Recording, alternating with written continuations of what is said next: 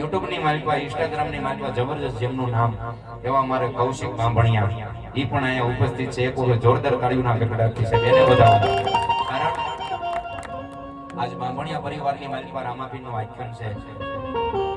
દુનિયાની માલિકા બાંભણિયા પરિવારને કદાચ કોઈ તમને આખા પરિવારને ઓળખે ન ઓળખે, પણ એક જ વ્યક્તિનું ખાલી વેજોદરીમાંથી નામ લઈ લો, કૌશિક બાંભણિયા.